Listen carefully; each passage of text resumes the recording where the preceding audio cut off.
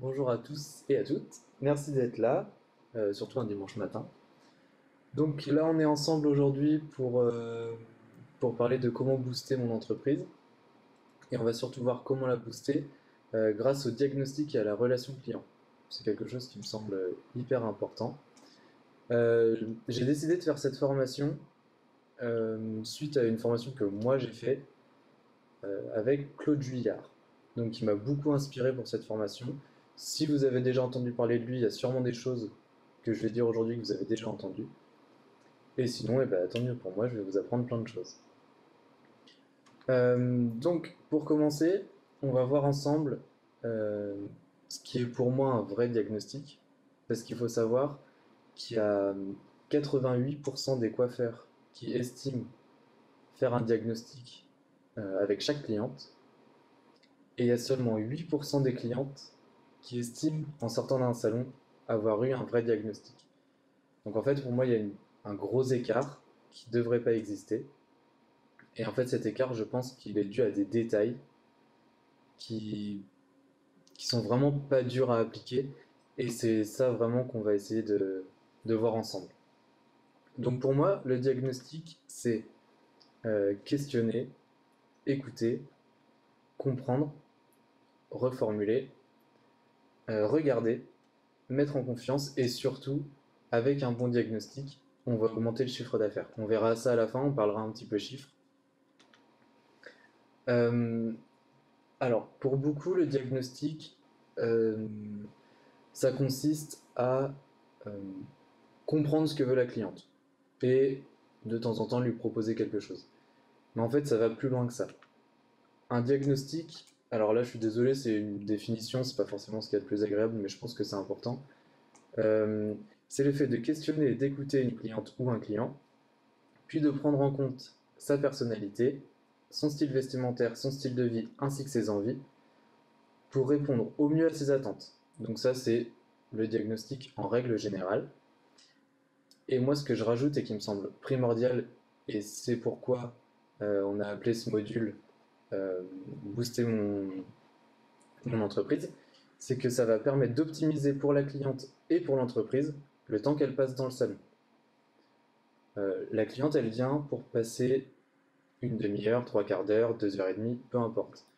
Si elle vient pour y passer trois quarts d'heure, au lieu de passer trois quarts d'heure à faire un shampoing, un soin, une coupe, on peut très bien passer trois quarts d'heure en ajoutant un flash, ou quelques mèches sur le dessus, ou une patine, peu importe. Mais il faut optimiser ce temps.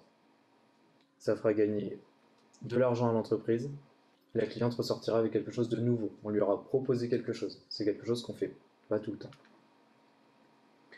Les choses principales à faire euh, pour un bon diagnostic, c'est d'abord mettre à l'aise la cliente. Pour mettre à l'aise une cliente, il faut éviter de rester derrière elle. Quand on s'adresse à quelqu'un, naturellement, bon là c'est un peu différent parce qu'on est via une webcam et sur internet, mais en règle générale, quand on s'adresse à quelqu'un, on est toujours en face à face. On se retrouve jamais dans la vie de tous les jours à parler à quelqu'un à travers un miroir, mis à part chez le coiffeur. Pour le diagnostic, je pense que c'est aussi important de ne pas passer par le miroir, de voir la cliente en face à face. Il faut aussi laisser la cliente parler. Ça, c'est quelque chose d'hyper important. Je vais vous donner un exemple. Je pense que ça nous est tous arrivé de le faire. Après, j'espère que l'erreur n'est pas arrivée à tout le monde. Mais la cliente vient, on voit qu'elle a des racines. On- Instinctivement, on va lui dire, alors, on fait la couleur aujourd'hui? Sauf que là, on risque de se trouver confronté à un problème. Si la cliente vient, mais qu'elle n'a pas dans l'idée de faire sa couleur. Déjà, premièrement, on commence mal parce qu'on se trompe. Et en plus, on risque de mettre le doigt sur quelque chose qui peut-être va gêner la cliente. Pardon. Si une cliente, on connaît pas leur vie, on sait pas. Peut-être qu'elle a des soucis financiers, peut-être qu'elle a des soucis de santé, qu'elle peut plus faire de couleur, peut-être que on sait pas. Si d'emblée elle s'assoit, on lui dit alors on fait la couleur, et admettons partons sur le problème financier, elle déjà elle va se sentir gênée de dire non parce que bah, Elle sait bien qu'elle a des cheveux blancs, ça sert à rien de lui rappeler. Et en plus, on lui remet dans la tête le fait que financièrement, elle va pas pouvoir faire sa couleur alors qu'elle en a envie. Donc, surtout, avant de dire quelque chose, on laisse la cliente s'exprimer. C'est, à mon avis, hyper important et c'est une erreur qui est souvent faite. Moi, je vois souvent des collègues qui font ça. La cliente est là, derrière la cliente, on regarde les cheveux blancs. Alors, on fait la couleur? Et ben non. Si la cliente n'a pas envie, elle commence mal son expérience chez le coiffeur pour la journée. Ensuite, je pense que c'est important d'analyser. Une cliente, quand elle vient en salon, elle a toujours une attente principale, une seule. La couleur, la coupe, la frange qui la gêne, sa permanente, peu importe. Mais elle a une attente principale. Ne pensez pas à vendre une prestation avant d'avoir assuré la cliente que vous avez compris son attente principale. Ça sert à rien. Si la cliente elle vient pour faire sa couleur et qu'on lui dit alors on fait la couleur, par contre on peut faire des mèches aussi, non. Là on, on perd en possibilité qu'elle dise oui. Rassurez-la, écoutez-la. Que fait-on? Vous aviez envie de quoi? Si elle vous parle de la couleur, allez vers la couleur. Une fois que vous êtes d'accord sur la couleur, une fois que vous avez rassuré votre cliente, que vous lui avez dit que vous l'avez comprise, dans ces cas-là, ajoutez autre chose. Elle se sentira en sécurité, elle se sentira comprise, et elle sera rassurée. Elle sera beaucoup plus encline à dire oui. Et en plus, pendant qu'elle vous dit ce qu'elle attend, c'est le moment où vous pouvez réfléchir à ce que vous allez lui proposer. Et ensuite, c'est ce que je disais, il faut rassurer la cliente. Ça, c'est la base. C'est vraiment de A à Z, du moment où elle rentre dans le salon jusqu'au moment où elle sort du salon, il faut la rassurer. Il faut lui montrer que vous avez compris. Il faut reformuler pour être sûr que vous êtes parti sur la même chose. Et en plus de rassurer la cliente, ça va aussi rassurer les coiffeurs. Euh, on a tous connu ce moment où, que ce soit pour la couleur ou pour la coupe, pendant le temps de pause, on s'est dit oh là là, j'espère que ça va lui aller, j'espère que j'ai fait la bonne couleur, ou alors pendant la coupe, j'espère que je suis pas en train de faire trop court ou pas trop long. Le fait de rassurer la cliente, ça nous rassure aussi, parce qu'on prend le temps de bien comprendre la cliente, et du coup, même nous en tant que coiffeur, euh, au moment où le diagnostic est terminé, on a, euh, on sait ce qu'on va faire. On se pose plus de questions, tout est clair, la cliente est ok, nous on est ok, tout le monde est détendu. J'ai oublié de dire avant de commencer, si vous avez des questions, n'hésitez pas à les poser. Faut vraiment pas avoir peur. On me fera signe et on me dira les questions et je pourrai y répondre en direct. Ensuite, il y a les choses à ne pas faire. Donc là, on va revenir un petit peu sur ce que je viens de dire. Tirer des conclusions. Donc ça, c'est exactement ce que je disais par rapport à la couleur. Et puis, imposer ses idées. Imposer ses idées, je vais vous donner un exemple. Une couleur. Ça, c'est pareil, il y a la nouvelle collection qui sort, on reçoit un nouveau tube de couleur, on l'essaye sur une cliente, c'est génial, on va avoir envie de le coller à tout le monde pendant un mois. Sauf que c'est pas l'idée. Enfin, même si on aime cette couleur, euh, c'est pas forcément ce qu'il y a de mieux de le coller à tout le monde. Et pourtant, on sait très bien que ça fonctionne comme ça en salon. On a une nouveauté, on a envie de la faire tester à tout le monde, mais c'est pas forcément l'idéal. Si vous aimez faire ça, très bien, proposez-le, mais ne l'imposez pas. C'est là la grande différence.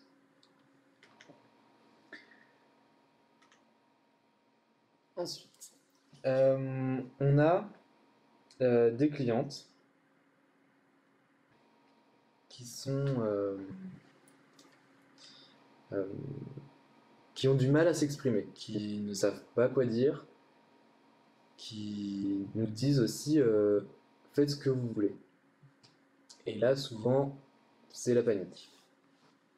Qu'est-ce qu'on peut lui faire? Qu'est-ce qu'on peut lui proposer pour changer? Euh, une cliente qu'on coiffe depuis des années et vous-même vous avez l'impression de tourner un peu en rond, de plus avoir d'idées, il y a toujours la possibilité de modifier un petit peu, d'apporter une petite touche supplémentaire. On peut faire ça grâce à la morphologie. La morphologie, en général, quand on est en salon, c'est un petit peu le mot qui fait peur aux coiffeurs. On entend de tout et de rien.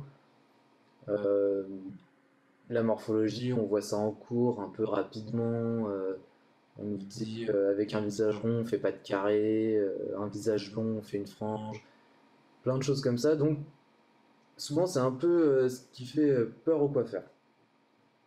Là aujourd'hui, ce que je vais vous présenter, c'est surtout là où je vais rejoindre un petit peu ce que m'a appris Claude Julliard, c'est de faire une morphologie qu'on peut adapter.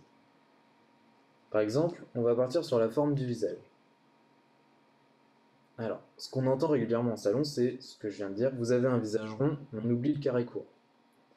Vous avez un visage long, la frange, c'est pour vous. Ça, c'est ce qu'on entend souvent. Et je trouve ça plutôt dommage parce que une femme qui a un visage rond, elle peut très bien l'assumer à 100%, vouloir le mettre en avant, aimer ça chez elle. Et dans ces cas-là, moi, ce que je conseille de dire, c'est plutôt, ok, vous avez un visage rond, effectivement. Vous voulez un carré court. Pas de souci. Par contre, il faut savoir que si on fait ça, ça va arrondir visuellement votre visage. Est-ce que ça vous ennuie ou non? Peut-être que la cliente, elle assume complètement son visage rond, peut-être qu'elle a même envie de le mettre en valeur. Alors dans ces cas-là, ça revient un peu à ce que je disais tout à l'heure, il ne faut pas imposer ses idées. Euh, il faut laisser la cliente s'exprimer, c'est vraiment la base d'un bon diagnostic. En plus, en faisant ça, la cliente, elle va se dire, ah ouais, mais là, mon coiffeur, il m'a écouté, ça fait des années que je dis que je veux un carré, aucun coiffeur ne veut me faire un carré, et là, il m'a écouté, et enfin, il m'a fait un carré. Peut-être que vous, en tant que coiffeur, vous allez vous dire, oh là là, la cliente, elle est ressortie, elle avait un visage tout rond, ça lui allait pas du tout. Au final, on est qui pour dire que ça va à une cliente ou que ça lui va pas? Tant que la cliente, elle se sent bien et que ça lui va, c'est quand même le principal. Donc voilà, moi je conseille plutôt d'expliquer à la cliente ce qui va se passer sur son visage, plutôt plutôt que de dire bah ça vous va ou ça vous va pas. J'ai pris une photo, une image, qui illustre ce que je viens de dire. Euh, Là, sur le dessin, la personne a déjà un visage rond, plus une coupe encore plus ronde. Tout est rond sur cette photo. La forme de sa bouche, le cœur qu'elle fait avec les doigts, même le fond de l'image, tout est arrondi avec des courbes. Donc, et ça lui va super bien. C'est bien la preuve que c'est pas parce qu'une cliente a un visage rond qu'il faut pas accentuer ce côté rond. Là, on a tout, les boucles d'oreilles sont rondes, les lunettes ont tendance à être un petit peu arrondies, elles sont pas hyper anguleuses. Euh, tout. Donc, c'est bien la preuve qu'une cliente, on peut oser lui proposer un carré court si elle a un visage rond, si à côté de ça, on voit qu'elle l'assume, que ça ne l'embête pas, qu'elle est bien dans sa peau, qu'elle aime être un petit peu différente, qu'elle aime. Il n'y a aucun souci. Ensuite, en plus de la couleur, de la forme, pardon, du visage, on va pouvoir bosser sur la couleur. Euh, il faut savoir que on dit que le noir amincit, c'est vrai, mais ça marche pas que pour les vêtements. On sait très bien aussi qu'une pièce qui va être toute noire va paraître plus petite qu'une pièce qui va être blanche. Et ça marche aussi pour nous. Quand je dis nous, c'est en tant que coiffeur. Parce que des cheveux plus clairs, on va moins visuellement avoir le regard attiré sur le visage. On va avoir le regard qui va être attiré plus sur les cheveux. Plus les cheveux vont être clairs par rapport à la peau, et plus le regard sera attiré sur les cheveux. A l'inverse, plus les cheveux vont être foncés, et plus le regard va être attiré sur le visage. Et quand on est sur un ton sur ton, c'est une harmonie visuelle entre les deux. On sait bien tous et toutes qu'il y a des périodes où le matin on va se réveiller, on va se regarder dans le miroir, on va se dire c'est quoi ça? Ça va pas du tout.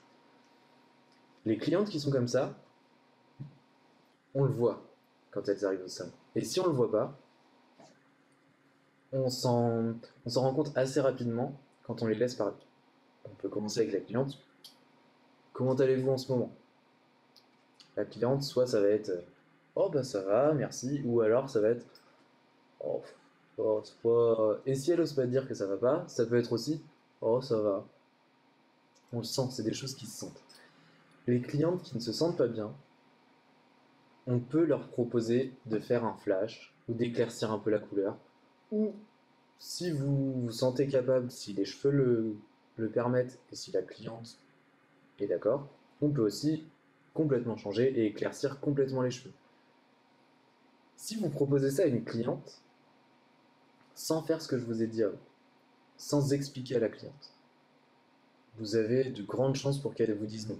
Premièrement, elle se sent pas bien. Si en plus on lui change tout, trop de changements, elle va être perdue. Ça lui fait peur. Elle va penser financier. Oh là là, il veut me faire ça, ça va me coûter combien? Si avant de lui proposer ça, vous lui avez expliqué, vous lui avez dit voilà, moi ce que je vous propose, vous venez de me dire que vous n'êtes pas trop en forme, ce que je vous propose c'est d'éclaircir vos cheveux pour que le regard des gens soit attiré sur vos cheveux et moins sur votre visage. Ça permettra un petit peu d'attirer le regard sur autre chose que ce que vous n'aimez pas en ce moment. Et là, si vous faites ça, si vous faites ça, vous avez de grandes chances, alors, ça ne marche pas à chaque fois c'est sûr, mais vous avez beaucoup plus de chances que la cliente accepte que si vous lui dites sans lui expliquer, bah voilà, moi ce que je vous propose c'est qu'on éclaircisse. J'ai pris deux exemples, on va voir les deux photos après. Le premier exemple où on est sur une peau foncée et des cheveux clairs. Et sur cette image, je vous inviterai à regarder la proportion des cheveux par rapport au reste de l'image. Vous allez voir que les cheveux représentent une toute petite proportion et pourtant on voit presque que ça, parce que c'est plus clair. Là, ce qui saute aux yeux, c'est les cheveux. Les cheveux sont très clairs par rapport au visage, à la barbe, et même on voit le haut du peignoir qui sont plus foncés. Donc là, c'est bien la preuve que les yeux sont attirés par ce qui est clair. Et sur la photo d'après, je mettrai ma main à couper que tout le monde connaît, c'est l'inverse. On va avoir des cheveux foncés, une peau très claire, et on va voir que la peau ressort beaucoup plus que les cheveux. Et pourtant, elle a ses cheveux, elle a... Mais visuellement, on est beaucoup plus attiré sur son visage, ses bras, le bas de sa robe, que sur ses cheveux. Donc, c'est exactement la même chose pour nos clientes. Une cliente qui, au contraire, vous dit ah ouais, ça va, je me sens bien, nouveau copain, nouveau boulot, nouvelle voiture, tout va bien. Pourquoi ne pas lui proposer de foncer ses cheveux? Vous pouvez aussi lui expliquer, lui dire bah écoutez, vous êtes bien, pourquoi est-ce qu'on mettrait pas votre visage en valeur? Ah bah oui. Et là, vous lui expliquez, vous lui dites bah écoutez, si on fonce, visuellement, votre visage y ressortira plus que vos cheveux. Et si vous expliquez tout ça, la cliente va accepter beaucoup plus facilement. Et là, on commence à voir un petit peu l'impact que ça peut avoir sur l'entreprise, dans le sens où tout ça, ça peut être des ventes additionnelles. Une cliente qui vient que pour une coupe et qui n'est pas en forme, vous lui proposez des mèches. Si vous lui expliquez pourquoi, elle dira oui. On verra un petit peu plus tard, j'ai noté des chiffres, et vous allez voir que c'est assez flagrant. J'ai tendance à me méfier quand je vais en formation, quand je vois des commerciaux ou des choses comme ça. Souvent, quand on entend des choses, on se dit ouais, c'est bien, mais j'attends, j'attends de voir. Moi, je suis exactement comme ça. Et j'étais comme ça en revenant de la formation, donc avec Claude Juillard. Et puis je l'ai fait. J'ai mis en application ce que je vous explique aujourd'hui. Et honnêtement, vous verrez. Je vous invite vraiment à essayer et vous verrez. Ensuite, donc là on a vu la forme du visage, la couleur du visage. Et ensuite, il y a un point à aborder euh, que j'ai toujours vu dans cette formation. C'est pour ça que je disais qu'il m'avait inspiré, c'est vraiment, vraiment le cas. Personne n'a un visage euh, symétrique. Et le fait de mettre telle ou telle partie du visage en avant va faire ressortir euh, des parties de votre personnalité bien précises. Euh, on a tous un côté du visage qui a tendance à monter et un côté qui a tendance à descendre. Il n'y a pas de bien ou pas bien, mais en mettant en valeur ou en avant la partie du visage qui va monter ou qui va descendre, ça va impacter sur ce qu'on va dégager. Par exemple, si on fait ressortir le côté du visage qui remonte, on va, on va faire on va faire euh, ressentir aux gens qu'on est plutôt ouvert, qu'on est joyeux, oui, c'est ça, qu'on est ouvert, qu'on est prêt à discuter, etc. Alors que si on fait ressortir l'autre côté du visage, on va plutôt faire ressortir de nous une, une personnalité plutôt bien rangée, ordonnée, euh, posée. Donc encore une fois, il y a pas de bien ou de pas bien, mais il faut savoir qu'il y a une réelle différence. Une cliente qui vous dit j'ai envie de changer, mais je veux pas couper mes cheveux et je veux pas changer ma couleur. Et bien là, dans ces cas-là, voyez la cliente, voyez quelle partie de son visage elle fait ressortir avec le mouvement de ses cheveux, et proposez-lui simplement de changer de côté. Euh, j'ai fait l'expérience avec une cliente, c'était assez rigolo. Elle m'a dit ça exactement, je veux changer mais pas de coupe, pas de couleur. Donc je lui ai proposé de changer son côté. Avant que je le fasse, elle faisait ressortir son côté plutôt sérieuse et ordonné, donc le côté qui descend un petit peu. Et je lui ai proposé d'inverser. Donc je lui ai expliqué pourquoi, elle m'a dit bah oui, elle était un petit peu sceptique, mais je comprenais. Et puis son mari l'a rejoint juste après, au salon, et il lui a dit, dès qu'il est rentré, il lui a dit bah qu'est-ce qu'il y a? Je dis bah rien, pourquoi? Et là il lui a dit bah je sais pas, t'as l'air contente. Alors qu'elle souriait pas plus, on n'avait rien changé, juste le côté. Et là elle m'a regardé, elle a rien dit, mais ça a suffi, et je l'ai comprise. Et là c'est sûr qu'on s'est dit ah ouais, ok. Et moi, franchement, je revenais tout juste de ma formation, c'était la première fois que j'essayais. Et là, je me suis dit aussi, ah ouais, ok. Bah, cool quoi, ça marche vraiment. Alors que, ouais, juste avec un mouvement. Donc, une cliente qui sait pas quoi faire, il faut pas hésiter à lui proposer juste de changer de côté. Pareil, une cliente qui est très ouverte, expressive, etc., mais qui a un métier avec des responsabilités, qui peut avoir une réunion ou quelque chose comme ça. Ne pas hésiter à lui expliquer. Avant votre réunion, vous pouvez changer de côté et vous donnerez l'impression aux gens qui vont vous écouter d'avoir un peu plus de prestance, d'être plus ordonné et bien calé. Donc c'est plutôt intéressant, ça permet de proposer plusieurs choses à vos clientes. Tac. Euh, ensuite, ça c'est quelque chose qui me semble aussi hyper important. J'ai mis ça, et j'ai mis nous avons beau être de bons coupeurs de cheveux, sans une bonne relation client, nous ne sommes pas de bons coiffeurs. Euh, c'est pareil, on a tous eu aussi des clientes qui arrivent au salon pour la première fois et qui nous disent il faut me rattraper ça, je suis allé chez le coiffeur et ça va pas du tout. Euh, la coupe c'est une catastrophe, la couleur c'est pas du tout ce que je voulais. Et là sur la couleur, la cliente a, a raison. C'est pas ce qu'elle voulait. C'est pas une catastrophe, c'est pas ce qu'elle voulait. Quand c'est ça, quand la cliente dit au secours, rattrapez-moi cette coupe, alors ça arrive effectivement qu'il y a des petits problèmes dans la coupe. La plupart du temps, quand on met les mains dans la coupe, on se rend compte que la coupe, eh ben, c'est une coupe de cheveux, quoi. Elle est bien. Et quand on creuse un petit peu avec la cliente, on se rend vite compte que elle n'a pas passé un bon moment, que la personne est allée répondre au téléphone 4-5 fois pendant sa coupe, qu'elle n'a pas pris le temps de voir avec elle ce qu'elle voulait, etc. Donc je pense que on a beau faire des bonnes coupes, si on ne fait pas ce que la cliente veut, ben on fidélise pas. Alors après, quand je dis ça, souvent les gens, ils trouvent que, et ça va dans les difficultés, on manque de temps. On manque de temps pour instaurer une bonne relation client.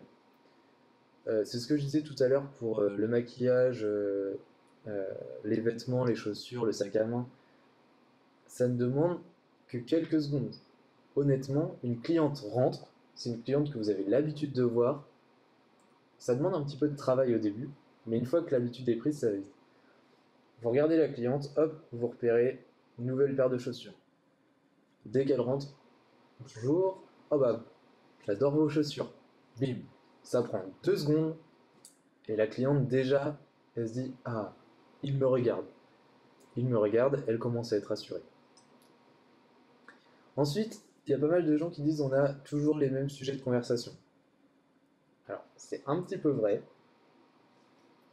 Euh, c'est un petit peu vrai, mais il faut réussir à parler d'autre chose. À parler d'autre chose sans parler de soi. C'est hyper important. La cliente, elle vient pour passer un bon moment, pour se détendre, pas pour nous entendre parler de. Alors certains ou certaines, ça va être leurs enfants, d'autres, ça va être leur chat, leur chien, leurs vacances, peu importe. La cliente, elle n'est pas là pour ça. Elle est là pour qu'on parle d'elle. Euh, on a aussi, j'ai aussi des clients et des clientes, depuis que je fais ça, depuis que je m'intéresse à eux, qui me disent en sortant, ah bah ça fait du bien d'être venu chez le coiffeur et d'avoir parlé autre chose que des potins et de la météo. Alors, je pense que maintenant ça se fait de plus en plus. C'est beaucoup moins le cas, il y a beaucoup moins de coiffeurs et coiffeuses qui parlent que de ça, mais il y en a encore. Et je trouve que c'est vraiment important de parler d'autre chose. C'est pareil, on est tous avec des logiciels informatiques. On a tous la possibilité de noter dans l'informatique des notes. Ça prend 2 secondes, au moment d'encaisser, on note Madame Machin dans sa fiche, je sais pas moi, le petit-fils passe le bac. Ou alors nouveau chien, ou peu importe. La fois d'après, on parlera de ça après, au moment où on va faire le devis, on jette juste un œil, hop, on retourne devant la cliente. Bah alors au fait votre petit-fils il a eu son bac? Et alors là vous faites ça, plus la paire de chaussures quand elle est rentrée, la cliente vous pouvez lui proposer des mèches, un produit revente, elle va dire oui beaucoup plus facilement parce qu'elle sent que vous êtes là pour elle. La timidité, ça c'est principalement pour les apprentis. Parce qu'après, avec l'habitude, les années d'expérience, on apprend à parler plus facilement. Euh, Là, malheureusement, il n'y a pas forcément de miracle. Il faut s'entraîner. Il y a quelque chose qui peut être bien, c'est d'écouter les collègues et de prendre une question avec laquelle on va être à l'aise. Et alors, sans passer à chaque clientèle faire, mais par exemple, je sais pas, on approche de l'été, vous avez des vacances en ce moment? Ou alors vous avez prévu d'avoir des vacances cet été? Et ben, ça permet au moins aux apprentis de, même si ça fait pas très naturel, de commencer à s'habituer à parler à la cliente. Et je pense que c'est hyper important. Et j'entends aussi souvent, alors ça c'est des questions que j'ai posées aux coiffeurs, à un grand nombre de coiffeurs, et c'est vraiment les problèmes principaux qui sont revenus. On m'a dit aussi le manque de naturel. Parce que dans la plupart des formations diagnostiques ou des salons, on vous impose de dire certaines phrases. Par exemple, quand un client entre, c'est bonjour monsieur. Et s'il y a le nom de famille, c'est encore mieux. Quand il part, on dit au revoir monsieur. Je pense qu'en faisant comme ça, on ne peut pas être soi-même. C'est impossible. Et si on n'est pas soi-même, on ne peut pas avoir un bon relationnel avec les clients. On va respecter toutes les règles de politesse et de courtoisie, mais c'est pas comme ça qu'on fidélise une clientèle pour moi. Euh, une cliente qui part du salon, si je suis en discussion, en conversation avec ma cliente, que j'ai pas du tout eu affaire à cette cliente qui est en train de partir, je vais pas couper ma conversation avec mon client pour dire tout fort dans le salon pour la cliente qui est en train de partir à l'autre bout, au revoir madame. Bah non, c'est pas la peine, la cliente, ça lui changera rien. Et mon client en plus, je lui aurais coupé la parole. Donc restez naturel. Ne parlez pas de la même manière si vous avez 25 ans que votre collègue quand on a 50. Les clients ils vont pas comprendre. Si les clients passent avec vous, c'est parce que vous êtes jeune ou alors parce que vous êtes un petit peu plus âgé et vous avez des conversations, des styles de vie qui correspondent plus à vos clientes, mais restez vous-même. C'est hyper important pour fidéliser vos clients. Ce qu'il faut faire, on doit sur... alors ça, c'est pour que la cliente... parce que même si on est tous différents et qu'on a tous notre personnalité, il faut que la cliente qui vienne dans le salon, elle sente une harmonie dans le salon. Il ne faut pas non plus que ce soit chacun fait sa vie. C'est pour ça que je mets qu'il faut avoir tous le même mode de fonctionnement. Si une cliente a droit à un diagnostic comme je suis en train de vous l'expliquer, si elle a le droit aux petits détails des chaussures neuves, si elle a le droit à tout ça, et que la cliente juste à côté qui passe avec votre collègue, elle n'y a pas le droit, ça va pas le faire. Votre cliente à vous, elle va se dire ouais j'ai de la chance, mais par contre la cliente d'à côté, elle va se dire bah ok mais pourquoi moi j'ai pas le droit à ça. Donc ça c'est hyper important d'avoir le même mode de fonctionnement. Ensuite il faut avoir des devis logiques. J'en ai parlé encore il n'y a pas longtemps avec un coiffeur que je connais, qui me disait que pour les mèches notamment, et bah c'est un peu un coup on va compter mèche cheveux courts parce qu'elle a les cheveux un peu mi-longs mais elle a les cheveux fins. Un coup on va compter mèche cheveux mi-longs parce qu'elle a les cheveux très épais mais elle a un carré court. La cliente, ça c'est pareil, j'ai un animateur de réseau qui m'avait fait cette comparaison et j'avais beaucoup aimé. Donc je me permets de la reprendre. Si vous allez dans un restaurant et que vous demandez, et que la table d'à côté demande des profiteroles au chocolat. Et là, vous voyez le dessert arriver, trois grosses profiteroles qui baignent dans le chocolat avec deux boules de glace. Vous vous dites, bah, moi j'ai demandé la même chose. Si vous demandez la même chose, et que là on vous ramène deux profiteroles avec trois gouttes de chocolat et une boule de glace, vous allez payer la même chose, vous avez demandé la même chose, et vous n'avez pas la même chose. En salon, c'est pareil. Une cliente qui est à côté de vous, vous proposez à votre cliente à vous un flash. Si vous lui faites seulement 3 mèches sur le dessus, la cliente d'à côté doit avoir seulement 3 mèches sur le dessus.